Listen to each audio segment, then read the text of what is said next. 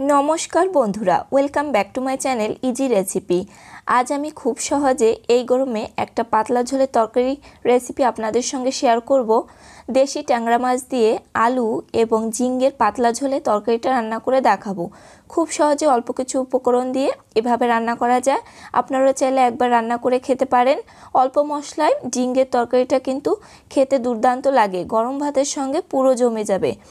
দেশি ট্যাংরা মাছ দিয়ে আলু এবং ঝিঙ্গের পাতলা ঝোলের তরকারিটা কিভাবে রান্না করি তাহলে চলুন দেখে নেওয়া যাক। প্রথমে ঝিঙ্গেরটা আমি এখানে খোসা ছাড়িয়ে নেব। তার জন্য এখানে আমি 3টা বড় সাইজের ঝিঙ্গে নিয়েছি আর নিয়েছি 2টা আলু। এই ঝিঙ্গেটাকে আমি প্রথমে ক্লিন করে নিয়েছি, এবার খোসাটাকে ছাড়িয়ে নেব। আর পরিমাণটা আপনারা এখানে কম বা বেশি করেও নিতে পারেন। আর ঝিঙ্গেটাকে আমি একটা পিলারের সাহায্যে এভাবে খোসাটাকে ছাড়িয়ে নিয়েছি। আপনারা চাইলে বটির সাহায্যেও এই খোসাটাকে ছাড়িয়ে নিতে পারেন। এবার একইভাবে আমি আলুর খোসাটাকেও ছাড়িয়ে নিচ্ছি। এটা জাস্ট আপনাদের একটু দেখিয়ে দিলাম কিভাবে করেছি। আর এরপর আমি আলু আর ঝিঙ্গেটাকে ছোট ছোট টুকরো করে কেটে নেব। এই ঝিঙ্গে আর আলুটাকে আমি ভালো করে আরও একবার পরিষ্কার করে নিয়েছি পানি দিয়ে বা জল দিয়ে ধুয়ে। এবার এরকম ছোট ছোট টুকরো করে কেটে নিচ্ছি ছুরির সাহায্যে। আপনারা চাইলে বটি দিয়েও করে নিতে পারেন। আর এখানে আমি আজকে পাতলা ঝোলে রান্না করে দেখাবো কম মশলায়। এটা স্বাস্থ্যের জন্য ভীষণ উপকারী। আর ঝিঙ্গের সাইজটা এরকম ছোট করে কেটে নিয়েছি। আপনারা চাইলে এর থেকে একটু মোটা বা পাতলা করেও কেটে নিতে পারেন। আলুটাকেও একইভাবে আমি কেটে নিচ্ছি, তবে আলুর সাইজটা একটু লম্বা করে রাখছি। আর আলুটাকে আমি ভেজে ব্যবহার করব, যার জন্য এখানে আলুটাকে আমি একটু মোটা বা লম্বা করে রেখেছি।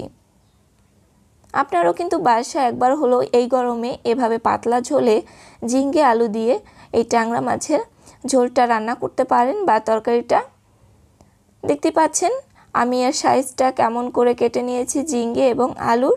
এবার এই ঝিঙ্গে আলুর তরকারিটা রান্না করার জন্য আর এখানে আমি কিছু দেশি ট্যাংরা মাছ নিয়েছি। আর ট্যাংরা মাছগুলোকে কেটে ধুয়ে পরিষ্কার করে জলটাকে ঝরিয়ে লবণ হলুদ দিয়ে ভালো করে মাখিয়ে আমি এই ট্যাংরা মাছটাকে হালকা একটু ভেজে নিব। আপনারা চাইলে না ভেজেও কিন্তু এই ট্যাংরা মাছটা দিয়ে এই ঝিঙ্গে আলু পাতলা ঝোলে তরকারিটা রান্না করতে পারেন। চুলে একটা প্যানে কিছুটা তেল গরম করে নিয়েছি। এবার এই তেলে আমি ট্যাংরা মাছগুলোকে দিয়ে ভালো করে ভেজে নিব। ভেজে নিলে আমার কাছে মনে হয় এর স্বাদটা একটু ভালো হয়। আর এখানে আমি চুলার আঁচটাকে মিডিয়ামে রেখে মাছগুলোকে ভেজে তুলে নেব। আর বেশি কড়া করে ভাজার দরকার নেই, জাস্ট মাছের কাঁচা গন্ধটা বা কাঁচা ভাবটা চলে গেলেই মাছটাকে আমি নামিয়ে নিয়েছি। একইভাবে আমি আলুটাকেও কিন্তু এই তেলের মধ্যে ভেজে নিব। আর আলুটাকে প্রথমে আমি ভেজে নিচ্ছি কারণ ঝিঙ্গেটা রান্না করার সময় বেশি জালের প্রয়োজন নেই, খুব সহজে ঝিঙ্গেটা রান্না করা হয়ে যায়। আর ঝোলেরও কিন্তু বেশি প্রয়োজন হয় না, অল্প ঝোলেই ঝিঙ্গেটা রান্না করা যায়। এর জন্য আলুটাকে আমি প্রথমে লবণ এবং হলুদ দিয়ে লাল লাল করে ভেজে নিয়েছি। ঝোলে দিলে তখন বেশি জালের প্রয়োজন হবে না। এবার আলুটাকে তুলে একটা বোলে রেখে দিচ্ছি। আর ওই প্যানে এবার আমি আরও কিছুটা পরিমাণ তেল গরম করে এর মধ্যে দিয়েছি একটা তেজপাতা আর দিয়েছি একটা শুকনো মরিচ একটু ছিঁড়ে। আরও দিয়ে দিব গোটা কিছু জিরা। এখানে জিরাটা দেওয়ার পর হালকা একটু নেড়ে চেড়ে ভেজে নিয়েছি। আর আদা রসুন এবং এখানে পেঁয়াজের পেস্ট আমি করে রেখেছিলাম শিলপাটায় বেটে 3 টেবিল চামচের মতো দিয়েছি একসঙ্গে। তারপর কাঁচা ভাবটা চলে যাওয়ার পর 1 চামচ লবণ, 1 চামচ হলুদের গুঁড়া, 1 চামচ শুকনো মরিচের গুঁড়া, 1 চামচ জিরার গুঁড়া, 1 চামচ ধনিয়ার গুঁড়া দিয়েছি। আর ঝালটা আপনারা আপনাদের পছন্দ অনুযায়ী নিতে পারেন বা পরিমাণ অনুযায়ী। এবার এই মশলাটাকে ভালো করে কষানোর জন্য এখানে কিছুটা জল আমি ব্যবহার করেছি।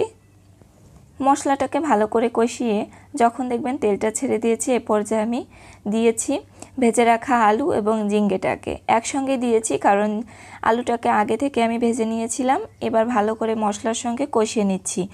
আর ঝিঙ্গেটা রান্না করার সময় বেশি জলের প্রয়োজন হয় না, অল্প ঝোলেই কিন্তু খুব সহজে রান্না করে নেওয়া যায়। আর ঝিঙ্গে থেকেও কিন্তু জলটা অনেকটা ছেড়ে দেয়। এর জন্য প্রথমে আমি আলু আর ঝিঙ্গেটাকে মশলার সঙ্গে ভালো করে কষিয়ে নিচ্ছি। এবার ভেজে রাখা ট্যাংরা মাছ আর 4-5টা কাঁচামরিচ আমি দিয়েছি। আরও কিছুক্ষণ নেড়েচেড়ে আমি ঝিঙ্গে আলুটাকে মশলার সঙ্গে কষিয়ে নিয়েছি। একসঙ্গে সব কিছু কষিয়ে নেওয়ার পর এখানে আমি ঝোলটা দিয়েছি। হাফ কাপের মতো আমি জল এখানে দিয়েছি। বেশি জল দিতে যাবেন না, তাহলে কিন্তু ঝিঙ্গের যে আসল স্বাদটা আছে সেটা পাবেন না। বেশি সময় ধরে রান্না করলে ঝিঙ্গের আসল স্বাদটা হারিয়ে যায় বা তেতো লাগতে পারে। আর জলটা দেওয়ার পর বেশি সময় ধরে রান্না করবেন না। এখানে আমি ঢাকনা দিয়ে ঢেকে 2 মিনিটের মতো জাস্ট রেখেছিলাম। এরই মধ্যে কিন্তু দেখতেই পাচ্ছেন কালারটা অসম্ভব সুন্দর এসেছে আর রান্নাও হয়ে এসেছে। এবার নামানোর আগে আমি এখানে হাফ চামচের মতো গরম মশলা অ্যাড করে হালকা একটু নেড়েচেড়ে আমি চুলা রাসটাকে কিন্তু বন্ধ করে নামিয়ে নিব। দেখতেই পাচ্ছেন খুব সহজে কিন্তু এভাবে পাতলা ঝোলে ট্যাংরা মাছ দিয়ে আলু এবং ঝিঙ্গের তরকারিটা রান্না করা যায়। এই গরমে এইভাবে রান্না করলে এটা কিন্তু স্বাস্থ্যের পক্ষেও ভীষণ উপকারী আর খেতেও কিন্তু ভালো লাগে। কম মশলায় একবার হলো বাসায় এভাবে ট্রাই করতে পারেন। আর আজকের রেসিপিটি যদি আপনাদের কাছে ভালো লেগে থাকে অবশ্যই কমেন্ট করে জানাবেন। রেসিপিটি আপনাদের ফ্রেন্ডস এবং ফ্যামিলির সঙ্গে শেয়ার করবেন।